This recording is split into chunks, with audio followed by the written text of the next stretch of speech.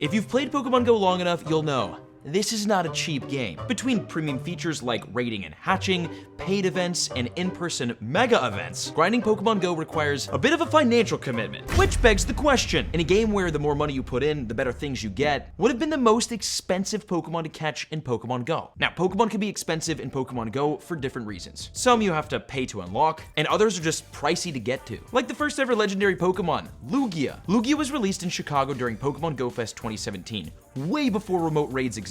And although you didn't technically have to spend the $20 on the Pokemon Go Fest 2017 tickets to raid Lugia, you did need to be literally physically in Chicago for that weekend, which costed people hundreds to thousands of dollars in travel expenses. But to be there surrounded by thousands of Pokemon Go players was an unmatched experience. There we go! There we go! Let's get it!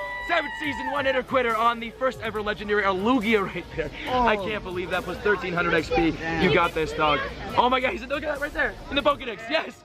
Lugia's in! These Go Fest events have been historically used to release some of Pokemon Go's most exclusive Pokemon that you technically can't get unless you pay for the ticket for the event. But these aren't the only events that have done this. Since 2021, a new type of event has occurred which has released some really exclusive Pokemon, the Tour events. In 2021, we all played and enjoyed the amazing Kanto Tour event, which was a $12 ticketed global event. So no travel expenses for this one, which was super nice. But there was a very desirable Pokemon released during this event only for ticket holders that was never released globally.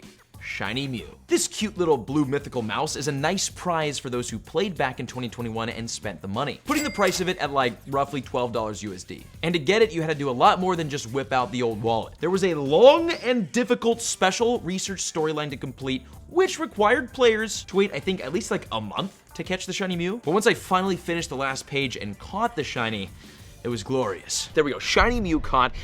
Again, the big thing here is not the fact that we caught a Shiny Mew, it's the fact that we caught a Shiny Mew with IVs that are good. Maybe there's the Shiny Mew 1384, is that good? Is it good? Ladies and gentlemen, moment of truth. Yeah, 15 attack, I'm not really mad about that. Ticketed events aren't the only things that can make Pokemon expensive. There's a long list of Pokemon that you need to go out and travel into different countries to find. And if you saw my video breaking down how much money I spent in Pokemon Go during the season of Mythical Wishes, you'll know getting these regional Pokemon isn't cheap.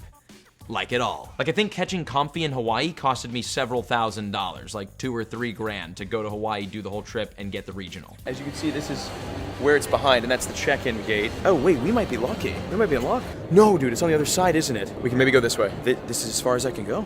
I can't walk anymore. This is the corner. This is the edge. Where is it? It's on the other side.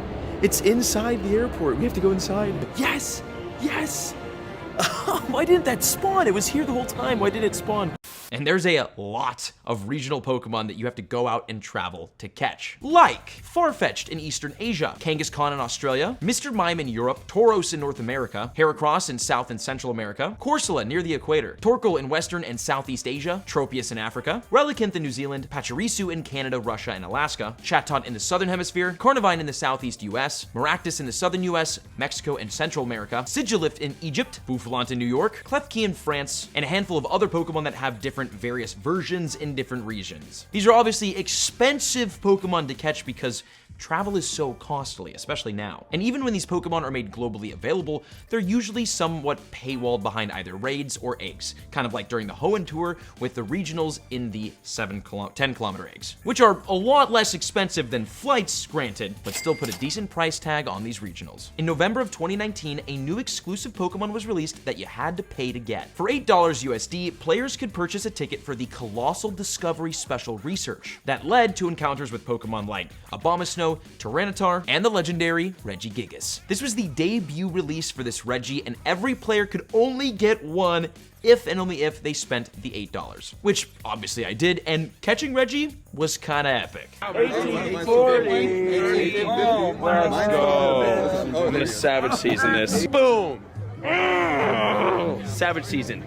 Regigigas right there. Let's go on the first ball. 1840 CP. That is, yeah, it's all right, FEs. Regigigas was then released in EX raids later on that month, and then in normal raid battles during Pokemon Go Fest 2021. So although the first one was rare and expensive, it eventually became more common. But that doesn't happen for every exclusive Pokemon. In December of 2022, another $8 special research went live. The Something Extraordinary research. By completing it, you were rewarded with an encounter with a Pokemon that still has not been released globally to this day. The mythical Keldeo. Keldeo in Pokemon Go. Look how cool this looks. Wow, Keldeo looks sick. Again, it just flashbacks to Mr. Crime. There's just no way that this can be considered a good event. But if you get your value in items, and plus you get some exclusive stuff, like a new exclusive Pokemon, like, it could be argued that it's not a terrible event. I don't know. I don't think it's all that, you know? And a Dabber Ranch, Medicham. This $8 Pokemon is actually a super meta relevant fighting type attacker with a pretty decent looking shiny. I wonder if we'll have to pay for that version too.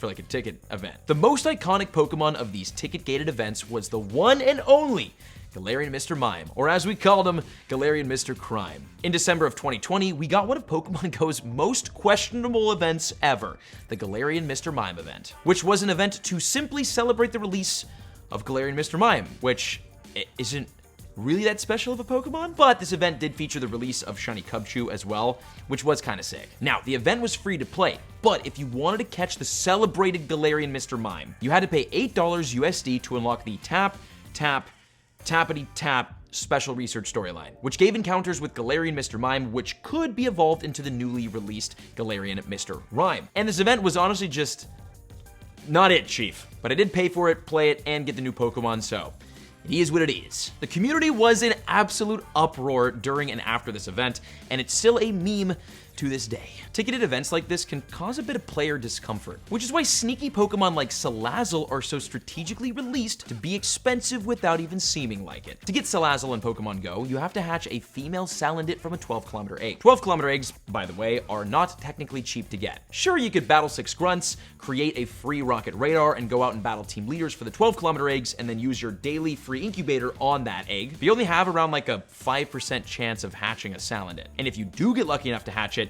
there's only like a 12.5 chance of it being a female Salandit. This Pokemon is really hard to get in general. So to guarantee it, you kind of just have to hatch like a million 12-kilometer eggs, which can cost up to 400 Pokecoins or around $4 USD per hatch if you're buying rocket radars and super incubators, which you kind of need if you're gonna grind these. And with extremely low hatch and female rates, Pokecoins can start to add up with this Pokemon.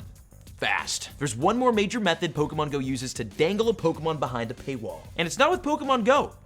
It's with other Pokemon games. Meltan was a weird situation when it was first released back in 2018 because it was both super common and extremely rare. In order to get this new mythical Pokemon, you had to send a Pokemon from Go to the Nintendo Switch game Pokemon Let's Go. Technically, you didn't have to spend any money in Pokemon Go, which was nice, but you did need to own a $300 Nintendo Switch and own the $60 Pokemon Let's Go game, pricing Meltan at roughly $360 upon release, which is insane. Now, obviously, you're not just getting a Meltan for that money. You do get the Switch and Pokemon Let's Go, the Switch being an amazing console, Let's Go being honestly a fun game. But it's a crazy strategy using Pokemon Go to push sales of the other Pokemon games, and it definitely worked. I heard plenty of stories of people buying a Nintendo Switch or Pokemon Let's Go just to get Meltan. Granted, Meltan was globally available shortly after during the Let's Go Meltan special research, released about 2 days after Meltan's initial release. That was a sentence and a half.